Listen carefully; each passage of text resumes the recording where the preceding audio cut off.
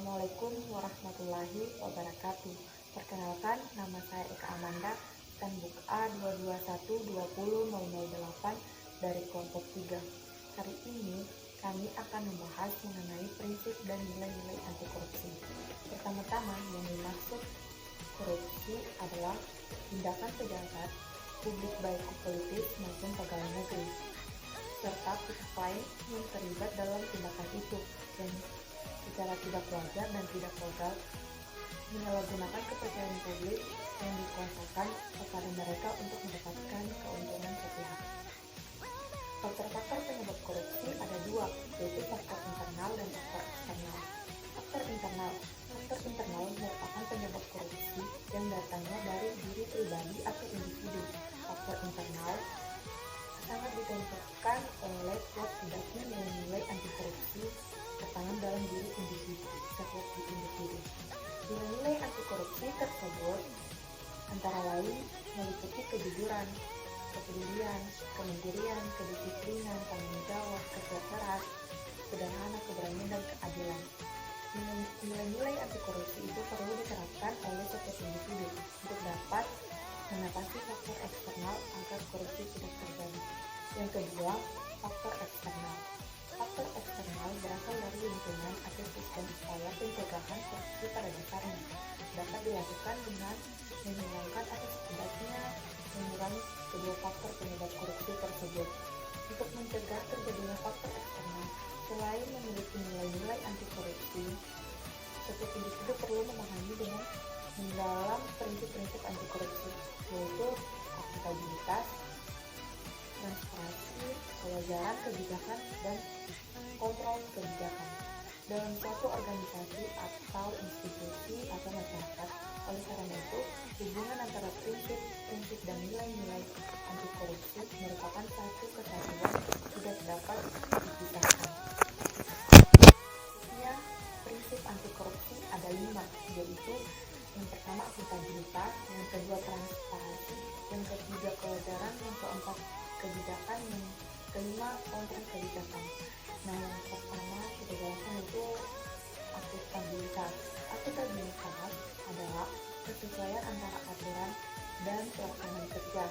Yang kedua, transparansi. Transparansi mengacu pada keterbukaan dan kejujuran untuk saling menjunjung tinggi kepercayaan yang mengharuskan semua proses kebijakan dilakukan secara terbuka sehingga segala bentuk penyimpangan dapat diketahui oleh publik. Yang ketiga, kewajaran. Kewajaran ditujukan untuk mencegah terjadinya manipulasi atau ketidakwajaran dalam penganggaran, baik dalam bentuk nasab maupun ketidakwajaran dalam bentuk lainnya. Keempat prinsip ketidakwajaran ini terdiri dari 5 hal penting.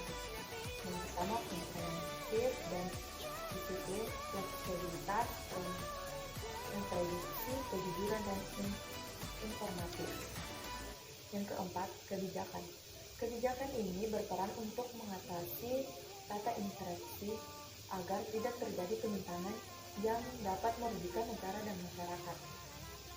Kebijakan antara anti korupsi ini tidak sesuai identik dengan undang-undang anti korupsi, namun bisa berupa undang-undang kebebasan mengakses informasi, undang-undang deklarasi, undang-undang anti monopoli maupun lainnya yang dapat memudahkan masyarakat mengetahui sekaligus mengontrol terhadap kinerja dan menggunakan anggaran negara oleh para pejabat negara. Yang terakhir, kontrol kebijakan. Bentuk kontrol kebijakan berupa partisipasi, evaluasi, dan reformasi. Kontrol kebijakan partisipasi yaitu melakukan kontrol terhadap kebijakan dengan ikut serta dalam penyusunan dan pelaksanaan kontrol. Kontrol kebijakan yaitu dengan menawarkan alternatif kebijakan baru yang dianggap lebih layak. Kontrol kebijakan reformasi yaitu mengontrol dengan menggantikan kebijakan yang dianggap tidak sesuai. Assalamualaikum warahmatullahi wabarakatuh. Nama saya Fabilka Aura Firnika dengan Stanbuk A221200009. Saya akan melanjutkan pembahasan Yang berikutnya yaitu mengenai nilai-nilai anti korupsi. Nilai-nilai anti korupsi sendiri ada 9, yaitu yang pertama ada kejujuran.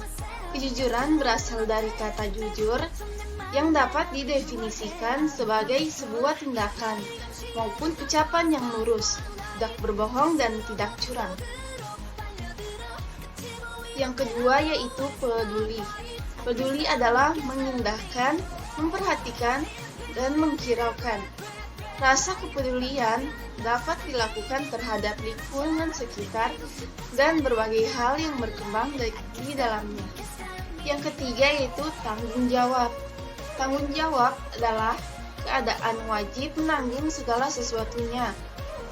Misalnya kalau terjadi apa-apa, boleh dituntut, dipersalahkan, dan diperkarakan. Yang keempat yaitu disiplin. Disiplin ialah ketaatan atau kepatuhan kepada peraturan. Yang kelima yaitu kemandirian. Kemandirian artinya tidak banyak bergantung kepada orang lain dalam berbagai hal. Yang keenam yaitu kerja keras. Kerja keras didasari dengan adanya kemauan.